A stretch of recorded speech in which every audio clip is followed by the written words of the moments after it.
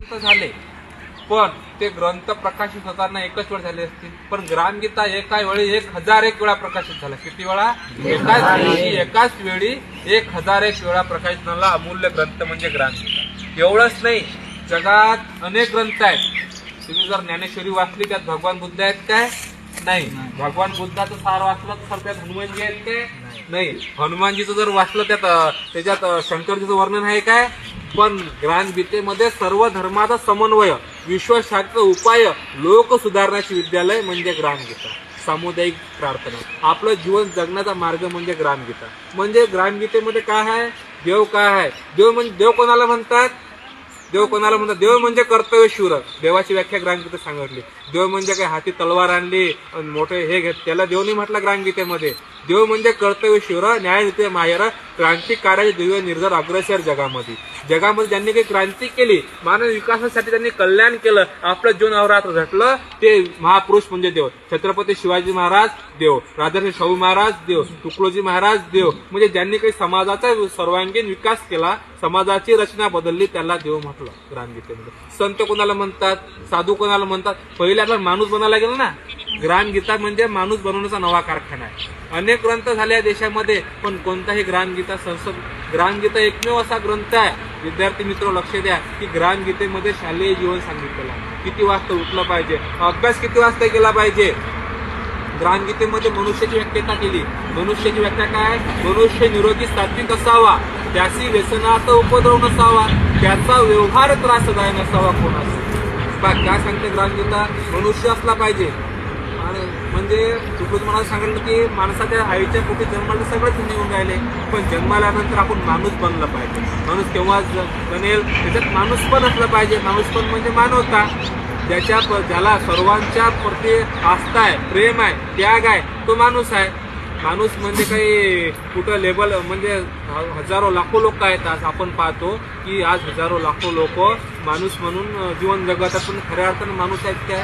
तुकडोजी महाराज एका भजनात त्यांनी सांगितलं की माणूस द्या माझं माणूस द्या, हे भीक मागता प्रभू दिसला. आज हजारो लाखो लोक पंढरपूर जातात पैदल रस्त्यानं, पण तुकडोजी महाराज म्हणले पंढरपूर परमात्मा माणूसच दिसून नाही राहिला. किती मोठी आपत झाली. मग हे कोण आहेत? जंबूक मेंढ्या कुत्रे डुकरे बहु मिळती परी काय करू.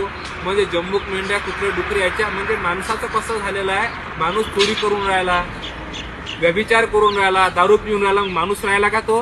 नाही. त्यातला पशु पण विकसित झालेला आहे. ग्रामगीता का सांगते? मनुष्य पशुवृत्तीने आला, नराचे नारायण होणे त्याला म्हणून संस्कार देऊन सावरला पाहिजे क्रमाक्रमाने. म्हणून ग्रामगीता म्हणजे संस्कार पेटिका आहे. आपल्याला संस्कार शिकण्याकरता ग्रामगीते परीक्षेत सहभागी व्हावं लागणार, कारण ग्रामगीता परीक्षाच्या काळाची गरज आहे. तर ग्रामगीता हा जो एकमेव ग्रंथ आहे तो भारतीय संसद भवनात सुद्धा गेलेला आहे. ज्यावेळेस भारताची दुसरी पंचवार्षिक योजना, भारताचे त्यावेळेचे अर्थमंत्री होते सी चिंतामणराव. कोण होते? सी चिंतामणराव. त्यावेळेस त्यांनी ग्रामगीता हा भारताच्या पंचवार्षिक योजनेमध्ये ग्रंथ मांडला आणि त्यांनी सांगितलं की ग्रामगीता असा एकमेव ग्रंथ आहे की या ग्रामगीतेमध्ये गावाचा संपूर्ण सर्वांगीण विकास सांगितलेला आहे. ग्रामगीतेमध्ये फार सोप्या शब्दात सांगितलेला आहे की व्यक्ती व्हावा कुटुंब पूरक, कुटुंब हे समाज पोषक, समाज हा राष्ट्र सहाय्यक, राष्ट्र हे विश्व शांतीत आहे. ग्रामगीतेत 6 धर्म सांगितले. पहिला धर्म सांगितला व्यक्ती धर्म. कोणता धर्म? तुमच्या परीक्षेत येणार आहे बरं. पहिला धर्म सांगितला व्यक्ती धर्म. दुसरा धर्म सांगला कुटुंब धर्म. तिसरा धर्म सांगितला समाज धर्म. चौथा धर्म सांगला राष्ट्र धर्म. नंतर सांगितला मानवता धर्म. नंतर सांगितला विश्व धर्म. अशा पायऱ्या सांगितल्या ग्रामगीतेने धर्माच्या. धर्म म्हणजे काय? हिंदू मुसलमान हे धर्म नाहीये. धर्माच्या नावावर हे भांडणं करायचं नसतात. का हो माझा धर्म हिंदू आहे, तो मुसलमान आहे, ह्या धर्माच्या नावावर भांडणं करायच्या गोष्टी आहेत. हिंदू, मुसलमान, बुद्ध, शीख, इसाई हे धर्माची उपांग आहेत.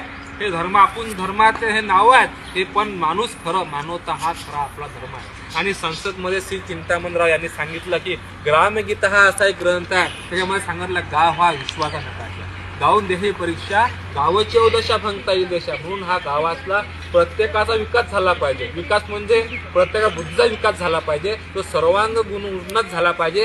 तेवढ्याकरता आपल्याला ग्रामगीता परीक्षेत सहभागी व्हायचं आहे. म्हणून आपल्याला सर्व विद्यार्थ्यांना ग्रामगीता कोणा परीक्षेत सहभागी व्हायचं आहे? ग्रामगीता जीवन विकास परीक्षा. या परीक्षेचं नाव सुंदर आहे. काय नाव आहे परीक्षेचं? ग्रामगीता जीवन